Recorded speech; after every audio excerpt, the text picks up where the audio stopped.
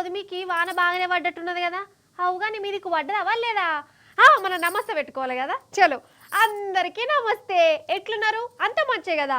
ఇలా మీకోసం ముచ్చాడు పట్టుకొచ్చిన చెప్పుకుందామా. చలో పాండ్రి. ఈశ్వరప్ప హోమ్ క్లినిక్ సమర్పించు ధూమ్ దా ముచ్చటాయిగా ముచ్చట్లు షురు. ఫెవికాల్ బంధం అంటే ఎరికేరానోళ్ళ మీకు? ఈయనే ఉంటారు కదా. గట్ల కాదు కానీ డికాషన్కు షాయి పత్తకు గోడకు సున్నానికి టీవీకి రిమోట్కి నడుమ ఉండే బంధాలు ఎట్లుంటాయో తెలుసు కదా. సేమ్ టు సేమ్ చంద్రాల్ సార్కు రేవంత్ అన్నకు కూడా గసోంటి బంధము, అనుబంధము, సంబంధము, అనురాగము ఇవన్నీ ఉన్నాయి. గిరిన్నే ఫెవికాల్ బంధం అని అంటారట. ఈ మాట నేనంటలేను, వాళ్ళిద్దరు గురించి బాగా తెలిసిన వాళ్ళు అంటారు. మా ఊరోళ్ళు కూడా గట్లనే అన్నారు. ఇవాళ ఆఫీస్కి వస్తా అంటే నేను అందుకే అది మతికొచ్చి మీకు ఇప్పుడు చెప్పిన. ఇంతకు ఇప్పుడెందుకు వాళ్ళ దోస్తాన్ని తీసిన అంటారా? అయితే ఇద్దరు ఢిల్లీలో కలుసుకున్నారు కదా. ఇక మనకషర్ల మీద అసలు ఏమన్నా కథ నడిపి రానోళ్ళ జనాలను బుగ్గగాలని చేద్దామనుకున్నారట అట. మరి ఎట్లనో చూడురు మీరే. ఆహా, చేతులు కలిపిన శుభవేళ ఎందుకు నీకి కలవరము, శాల్వల్ గప్పిన దోస్తాను.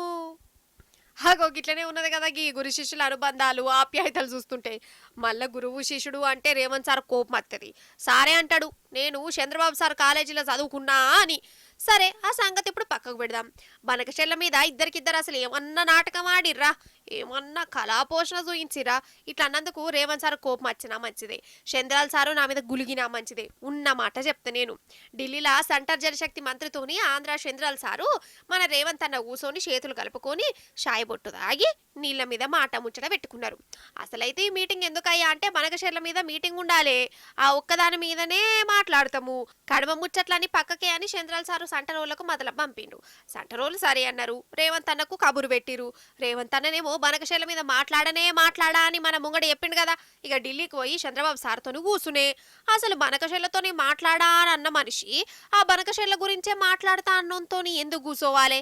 ఇదే అనుమానం అందరికి వచ్చింది. ఇక మీటింగ్ వచ్చినాక నేను బనకచెర్ల జికరదీయలే, ఆ మాటనే రాలే మా నడుమ అని అన్నడారే వంచారు ఇనూర్రి.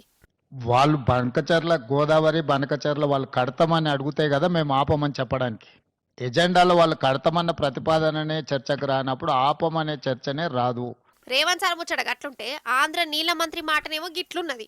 మరి మెయిన్ గా ఏదైతే ఆంధ్రప్రదేశ్ రాష్ట్రం నుంచి పోలవరం బనకచెర్ల ప్రాజెక్టు అంశం మీద ఏదైతే ఆంధ్రప్రదేశ్ ఇచ్చినటువంటి అంశం మీద, అదేవిధంగా తెలంగాణ రాష్ట్రం కృష్ణా గోదావరికి సంబంధించినటువంటి ఏవైతే రేజ్ చేసిన ఇష్యూస్ ఏవైతే ఉన్నాయో ఇవి రెండు కూడా టెక్నికల్ ఇష్యూస్ అన్నీ కూడా ఇన్వాల్వ్ అయి ఉన్నాయి. కాబట్టి ఈ టెక్నికల్ ఇష్యూస్ని ముందుగా ఒక పరిష్కారం చూపేటటువంటి విధంగా ఒక కమిటీని నిర్ణయం తీసుకోవాలని, పెద్ద కాలయాపన లేకుండా రేపు మండే లోపుగానే ఈ కమిటీని కూడా ఏర్పాటు చేసుకుని ముందుకెళ్లాలని చెప్పేసి కూడా నిర్ణయం తీసుకోవడం జరిగింది. బనకచెర్ల మీద ముచ్చట పెట్టుకున్నామని ఈయన అంటుండు. మరి ఇద్దరు ఇట్లా ఎవరు అర్థం ఆడుతుర్రు?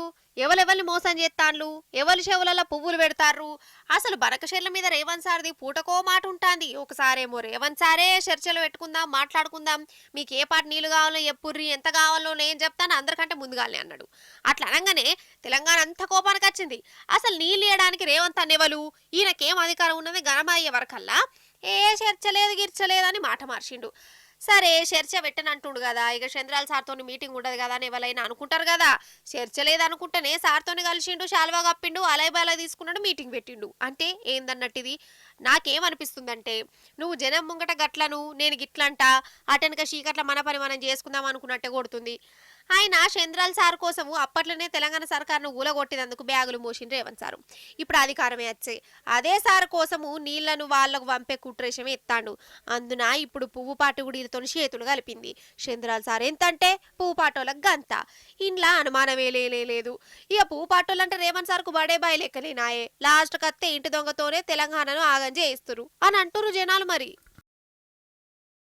ఇంకొన్ని ఎద్దులైతే ఆంధ్రల తెలుగు బుక్కుల సాంఘిక శాస్త్రం బుక్కుల ఏమని పాఠాలు ఉంటాయో ఎరికేనా నల్లా? హైదరాబాద్ను నారా చంద్రబాబు నాయుడు గారు నిర్మించెను. అబ్దుల్ కలాంకు చంద్రబాబు గారే సైన్స్ పాఠాలు బోధించెను. ఎన్టీ రామారావుకు నటన నేర్పించింది నారా చంద్రాలు సారు వారే. చైనా దేశానికి చైనా ఫోన్లు ఎట్లా కనిపెట్టాలనో చెప్పింది చంద్రబాబు సారే. ఆయన మన దేశానికి పట్టిన పెద్ద అదృష్టం. పువ్వు పుట్టగానే పరిమళించును ఎలాగో చంద్రబాబు సారు పుట్టగానే అన్నీ కనిపెట్టెను. ఆయనకు ఇంకో పేరు నేను నేను నేను. గిట్లనే పాఠాలు పెట్టుకుంటారు కావచ్చు. ఎందుకన్నానో ఇక మీరే చూడుర్రి. చంద్రాల్ సారు, ఓ చంద్రాల్ సారు, ఏం తమ్ముళ్ళు ఆ ఏం తమ్ముళ్ళు అని అన్నాడంటే ఏదో ఆనిముత్యం చెప్తుండైతే. చెప్పు చంద్రన్న, చెప్పు చెప్పు, మేమీని తరిస్తాం గాని. ఏం తమ్ముళ్ళు హైదరాబాద్ని ఎవరు డెవలప్ చేశారు? నేనే కదా డెవలప్ చేసింది. ఏం తమ్ముళ్ళు హైదరాబాద్ని ఎవరు డెవలప్ చేశారు? నేనే కదా డెవలప్ చేసింది. అనుకున్నా ఈ మాట వెళ్తదనుకున్నా, వెళ్ళనేలింది కదా. ఎన్ని మట్లా చెప్తావు సారు హైదరాబాద్ను నేనే కట్టినా, నేనే తయారు చేసినా, నేనే మీదికి లేపినా అని. మరి హైదరాబాద్ కట్టినోవి అమరావతి ఎందుకు ఆగమైంది సారు? ఒక్కిడక పెట్టనన్న గట్టిగా కట్టకపోతేవి. సరే గాని ఇంకేమంటుండో ఇంకినూరోల్లా. ఈరోజు మీరు రోడ్లు చూస్తున్నారు, నేను గర్వపడుతున్నా. ఈరోజు ఎక్కడికి పోవాలన్నా నేషనల్ హైవే ఎక్కితే ఏం తమ్ముళ్ళు హుషారుగా వెళ్ళిపోవచ్చునా లేదా అని మిమ్మల్ని అడుగుతున్నా. ఆ రోడ్లు కూడా ఆ రోజు వాజ్పేయి గారి పీరియడ్లో నేనే ఆయనకి ఆలోచనిస్తే ఆ రోడ్లు వేసాడు. అది నాకు తృప్తి. నా కోసరం కాదు, మీకోసరం. అగ్గోరో హైవే రోడ్లు కూడా సారు వారి మెదర్లకు వచ్చిన ఆలోచనేనట కదా. దునియాలో ఎవ్వరకు రానే రాలేదట. అంటే రోడ్ల మీద చంద్రాల సార్ పేర్లు రాయాలే కావచ్చుగా. ఇంకేందిగా, అబ్దుల్ కలాం ను రాకెట్ పంపమని చెప్పింది నేనే, ఎలన్ మస్క్ ను కార్లు తయారు చేయమన్నది నేనే, ట్రంప్ ను ఓట్లలో నిలవడమని చెప్పింది నేనే, శుభాంశు శుక్లాను అంతరిక్షంలోకి పంపుమని చెప్పింది నేనే, రాజమొగలికి బాహుబలి సినిమా చెయ్యమని చెప్పింది నేనే, కట్టప్ప బాహుబలిని వెన్నుపోటు పొడిసే సీను పెట్టమని చెప్పింది నేనే. అన్ని నేనే నేనే నేనే తమ్ముళ్ళు అని అనకపోయిన వేషేంద్రాలు సారు. ఇక ఇట్లనే అంటారు సారు వారి స్పీచ్ ఇందాక నవ్వాగని వాళ్ళందరూ. అవుగాని మీకు దినాము నల్ల నీళ్ళత్తనే అనోల్లా నిజం చెప్పురి. ఇక 2 ఏళ్ల కిందటనైతే మంచిగా నచ్చేటి కదా నీళ్ళు. ఇక నా సంగతే తీసుకురాదు. నల్ల నీళ్ళు చక్క రాక బోలు తోమడానికి కూడా నీళ్లు లేక దినం తప్పి దినము 20 రూపాయలు పెట్టి నీళ్ళ డబ్బా కొనుక్కుంటా అన్న. అట్లున్నది మరి మాకెళ్ళి. ఇక మా ఇంటి పక్కోళ్ళు నీళ్ళ ట్యాంకర్ తెప్పించుకుంటారు పైసలు కట్టి. ఇక ఊర్లలో పొలాల పరిస్థితి ఏందో ఇక నేను మీకు స్పెషల్గా చెప్పాల్సిన పని లేదు. ఎందుకంటే మీరే వ్యవసాయం చేస్తాను, నీళ్ళు ఏ పాట వస్తానో మీకే ఎరక, ఎట్లా వారిస్తారో నాకంటే ఎక్కువ మీకే ఎరక కదా. పాండి అదే చూసేద్దాం. ఇగో ఇవి మన కాల్వలు.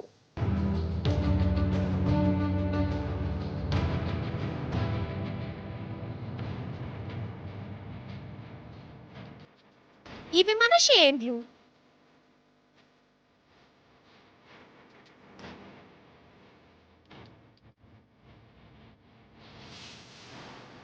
ఇవి మంచినీళ్ళ కోసం మన ఆడపడుచుల తిప్పలు.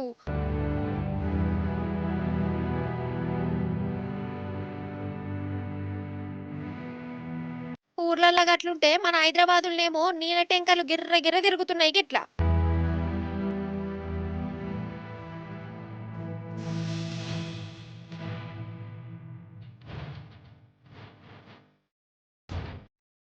ఇది మన తెలంగాణలో నీళ్ళ తిప్పల. ఇక ఇంతకు మించి మీకు చెప్పవలసిన పని లేదు కదా. తెలంగాణ వచ్చినాక గిట్ల ఎన్నడన్నా మనం చూసినామా? నీళ్ళ కోసం గిట్ల తన్లాడినమా?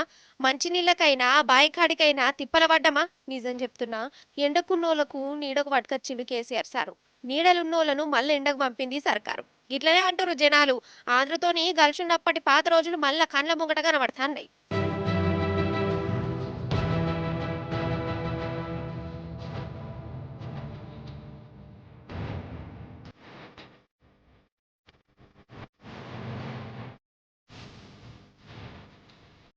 కాదోల్లా, చేపాటి అధికారంలోకి వచ్చి ఇది 2వ ఏడాది. సరే ఫస్ట్ ఏడాది కరువు అంటే ఏదో కిస్మత్ మంచిగా లేదు పాటు మన తెలంగాణది అనుకున్నాం. కానీ 2వ ఏడాది కూడా గదే కథ అయితే ఏందన్నట్టు ఇది బాజాప్తా సర్కార్దే తప్పు. పాలన శాతగాక నీళ్ళెట్లియాలో తెలవక తెలంగాణని ఎండబెట్టే కుట్రేషమని నేను కాదు రైతులే అంటుర్రు.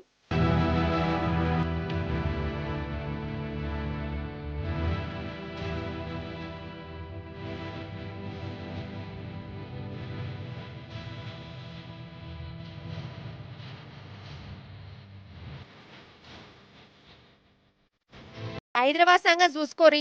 అసలు మంచినీళ్ళ కరువు ఉండేనానోళ్ళ పట్నం జనాలకు. హైదరాబాద్ విశ్వనగరం అన్నట్టు పోయింది. మంచినీళ్ళకైనా ఉప్పు నీళ్ళకైనా కొదువ లేకుండే. నీళ్ళ రంది అసలే ఉండకపోయేది. కానీ ఇప్పుడు ఇగో పట్నంలో ట్యాంకర్ల మీద ట్యాంకర్లు తిరుగుతాన్నాయి. ఒక్క రోజులే 8,000కు మించి ట్యాంకర్ల నీళ్లు వాడుతురు. మున్సిపాలిటీ వాళ్ళకు నీళ్ళ కోసం ఫోన్ కొడితే ట్యాంకర్లే లేవంటురట. గంత గోస అవుతుంది. ఊర్లు బస్తీలలోనైతే జనం రోడ్ల మీదకి వచ్చి బిందెలతోని ఫైటింగ్లు చేసుకుంటురోలా. అసలు ఈ వానాకాలంలో కూడా నీళ్ళ కష్టాలేందో గది అర్థమైతలేదు. నీళ్లు దొరకకపోవడేంది, అసలు తెలంగాణకు ఎన్నలేంది గీ నీళ్ళ అవస్థేంది. బతుకమ్మ బతుకమ్మ ఉయ్యాలో, బంగారు బతుకమ్మ ఉయ్యాలో, బతుకమ్మ బతుకమ్మ ఉయ్యాలో. అయితే నిజంగా బతుకమ్మ పండుగ వచ్చిందంటే అందరికీ సంబరమే కదా. నేనే పొద్దంతా కూర్చొని బతుకమ్మని తయారు చేస్తా. ఇక ఇప్పుడు గీ ముచ్చట ఎందుకు తీసిన అంటారా, మన మంత్రి సీతక్క బతుకమ్మ ఆడే పని పెట్టుకున్నదోళ్ళా. అది కూడా ఉత్తపచ్చి బతుకమ్మ కాదు, కూరగాయల బతుకమ్మ. మరి అక్కగారు కూరగాయల బతుకమ్మను ఎట్లెత్తుకున్నదో ఎట్లా ఆడిందో మీరు చూడాలి, చూసేయండి. బతుకమ్మ బతుకమ్మ ఉయ్యాలో, కూరగాయల బతుకమ్మ ఉయ్యాలో, ఉయ్యాలో ఉయ్యాలో. మన మంత్రి సీతక్క కూరగాయల బతుకమ్మ ఎత్తుకున్నదోళ్ళ. అయితే మొలుగుల గిరిజనులది ఏదో పేరంట నడితే సీతక్క అడిగిపోయింది. అక్కడోళ్ళు కూరగాయలతోని బతుకమ్మను వేర్చి అక్క నెత్తి మీద పెట్టిరు. ఏమేం కూరగాయలు ఉన్నాయో చూడురి, అన్ని రకాలున్నాయి కదా. అయితే అక్క ఎత్తుకొని పోతుంటే ఏమైందంటే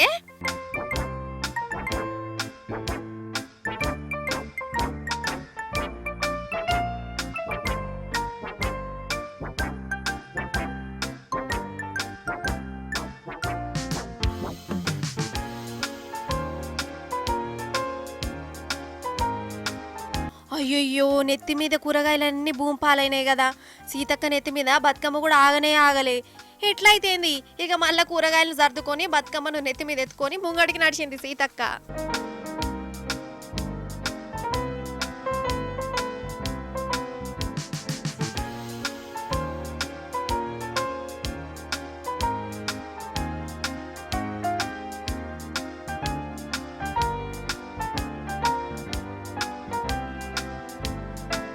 నిజంగా కొందరు జనాలు షానా షానా షానా దయగల్లోళ్ళు, జాలిగల్లోళ్ళు, గుణవంతులు, మంచి మనసున మహారాజులు. అసలు ఎదుటోళ్ళు ఆపదలుంటే వాళ్ళని కాపాడు సంగతి పక్కకు పెట్టుర్రి. టమాటాలు మాడి పండ్లు కింద పడిపోయినా వాటిని కాపాడే ధన్యజీవులు.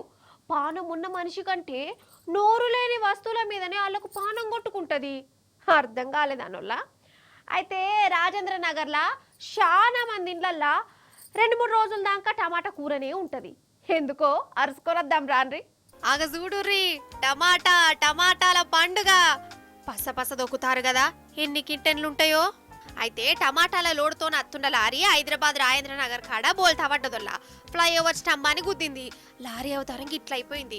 టమాటాలు ఇట్లా నడి రోడ్డు మీద పడిపోయినాయి. పాపం డ్రైవరు క్లీనర్లు ఎంత తనలాడుతుర్రో కదా.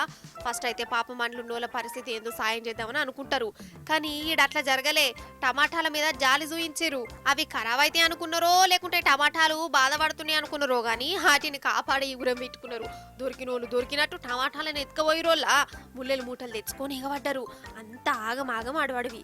ఇక వీళ్ళ ఎగబడుతోని రోడ్డంతా జామ్ అయిపోయింది. ఇక మున్సిపాలిటీ పోలీసులు వచ్చి టమాటాలను ఎవ్వరు ఎత్తుకపోకుండా కావలు కాసి తొవ్వ సాఫ్ చేసిరు.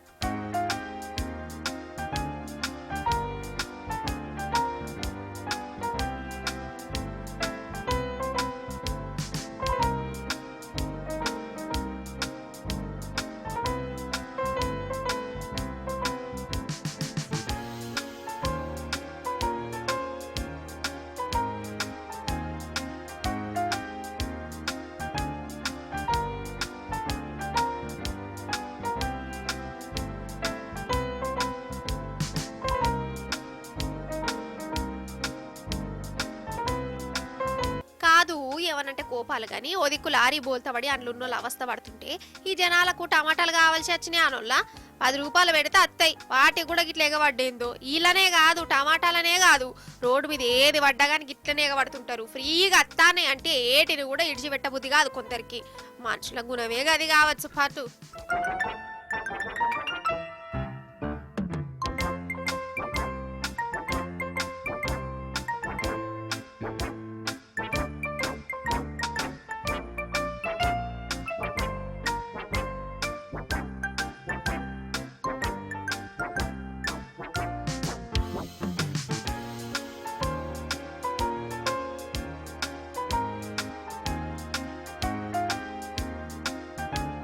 కొందరు జిందగీ ఎట్లుంటదంటే ఎన్నేళ్ళైనా ఎక్కడేసిన గొంగలి గక్కనే అన్నట్టు ఉంటుంది అవునా కాదా ఏండ్లకేండ్లు రెక్కలు ముక్కలు చేసి కష్టం చేస్తారు అయినా ఇళ్ళెళ్ళ తీసుడే కష్టం ఉంటుంది ఇక బతుకు గురించి కూడా ఎక్కువ ఆశలు ఉన్నాయి ఇక మన బతుకులు ఇంతే మనం ఇంతే మన రాత మారది మన రీతి గిటనే ఉంటుంది అని పొద్దెల్లా తీస్తూ ఉంటారు కానీ అన్ని రోజులు ఒక్క లెక్కనే ఉన్నాయి కదా లక్ష్మీదేవి ఎప్పటికీ ఒక తీర్లనే ఉండదు అప్పుడప్పుడు ఇట్లా కరెంటు షాట్ కొట్టినట్టు చక్కెర వచ్చి కింద పడిపోయేటట్టు కూడా చేస్తుంది అగో గట్లనే చేసింది ఒక అన్నను 6 రూపాయలు పెట్టినందుకు ఏడుకో పట్టుకుపోయింది అగో చూడురు మీరే కొట్టురి డప్పులు ఎయ్యురి దండలు ఎగురురి డాన్సులు తింపియురి లడ్డూలు ఏ బల్లె బల్లె బల్లె బల్లె బల్లె ఏ బల్లె బల్లె బల్లె బల్లె బల్లె బాయ్ సాబ్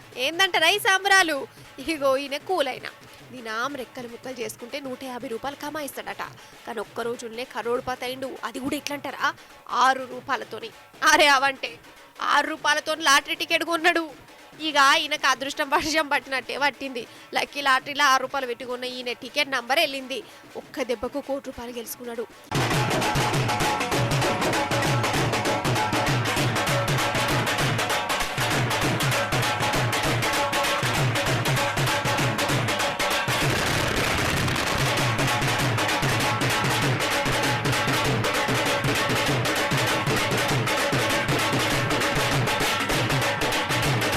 అసలు ఈయన జిందగీలనే 1 కోటి రూపాయలు అంటే ఎట్లుంటాయో కోటికి ఎన్ని సున్నాలు ఉంటాయో కూడా తెలియదు అసంటిది ఇప్పుడు 1 కోటి రూపాయలు వచ్చినాయంటే ఈయనకే చక్కెర వచ్చినట్టు అయిందట గుండెపోటు కూడా వచ్చేటట్టున్నదని దోస్తులు కలిసి ధైర్యం చెప్పి ఇట్లా డాన్సులు వేయించారు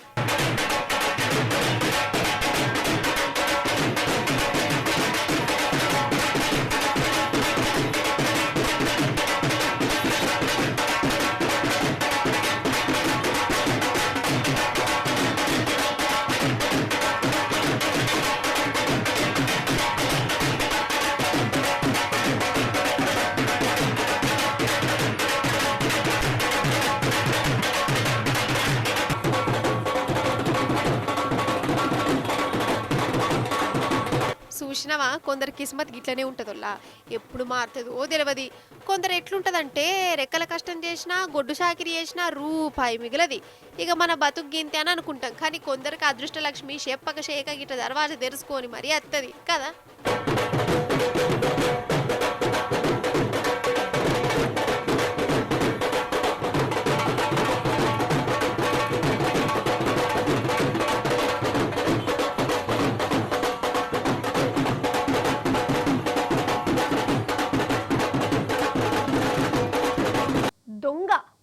అడవి దొంగ దొంగలకే దొంగ గజ దొంగ దొంగ రాస్కెల్ దొంగ సచ్చినోళ్ళు కొండవీటి దొంగ స్టువర్టుపురం దొంగలు దొంగరావుడు దొంగ దొంగ గిట్లా దొంగలకు బొచ్చడు పేర్లున్నాయి వాళ్ళ మీద బొచ్చడు సినిమాలు గిట్లా వచ్చినాయి నన్ను అడిగితే దొంగలను కూడా హీరోలను చేసింది సినిమాలే కావచ్చు అందుకేనా ఏంది దొంగలు కూడా హీరో లెక్క ఫీల్ అయిపోయి దొంగతనాలకు ఓ తెగబడుతురు సరే సరే ఇక ఇవన్నీ అన్నడన్నా పురుషతగా కూర్చొని మాట్లాడుకుందాం కానీ ఇప్పుడు కొందరు దొంగల కళా పోషణ మీకు చూపించాలి వాళ్ళ పనితనం ఎట్లున్నదో మీకు తెలవాలి వాళ్ళు ఎట్లా దూసుకుపోతురో మీకు అర్థం కావాలి మరి అట్లా పోయేద్దాం కానీ అలేం బట్టి ఫస్ట్ ఎవరి కాడికి పోదాము? ఎవరిని ఫస్ట్ చూయించినా నెత్తి నొప్పే ఉన్నది. చూసినావా, ఫస్ట్ మా అమ్మని చూయించలేదని దొంగలు ఫీల్ అయినా అవుతారు. ఈ నడమ దొంగలు కూడా బాగా ఫీల్ అవుతారు. వాళ్ళకు కూడా ఆత్మ గౌరవాలు మన్ను మశాన ఉంటుంది. సరే, ఫస్ట్ మంచిర్యాల దొంగని లలిత కళలు చూసి అటెనక కడుమూలను చూద్దాం. ఇగో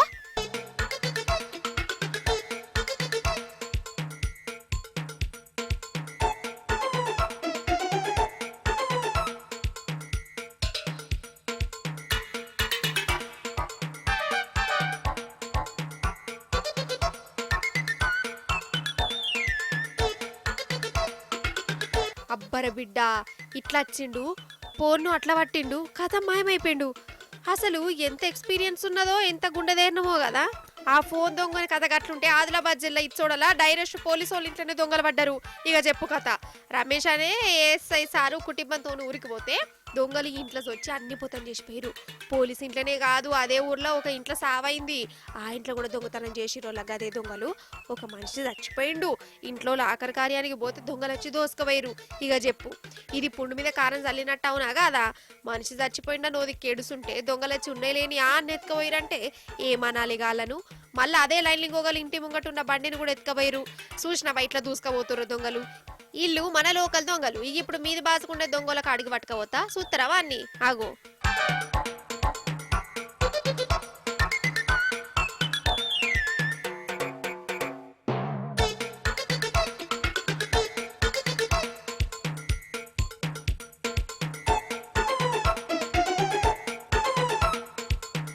చూసినావా గుల్లె మంచిగా గుర్రు కొట్టి నిద్రపోతాడు. ఇడు జారకండ దొంగోడు కాళీమాత గుల్లె చోరీ చేసేదందుకు వచ్చిండు. పూటుగా ఆగిండు. గుల్లె వచ్చి ఉండలేని నగలనే తీసి సంచిలు వేసుకున్నాడు. కానీ అంతల్ని ఆనికి రిమ్మెక్కినట్టున్నది. సొలుక్కుంటా ఆ గుల్లెనే వన్నాడు. తెల్లారి పంతలొచ్చి దొంగను నిద్రలేపి పోలీసులకు అప్పేపిండు. గిట్లున్నారు మరి దొంగలు. వాళ్ళ చేతులు తిరిగి పోను. ఏ మనుషులమ్మా అసలు. ఈశ్వరప్ప హోమియో క్లినిక్ సమర్పించు ధూమ్ దా ముచ్చట. ఎగ్గివుల్లా గ్యాల్టీ ధూమ్ దా ముచ్చట్లు మంచిగా ఉన్నాయి కదా, మస్తు అనిపించినాయి కదా. మళ్ళీ వచ్చినప్పుడు ఇంకెన్ని మస్తు ముచ్చట్లు పట్టుకొస్తా. అప్పటిదాకా ఏం చేస్తారు, చూస్తూనే ఉండాలి మరి T news. Tata, bye bye, నమస్తే. ఇక పోయి అత్త.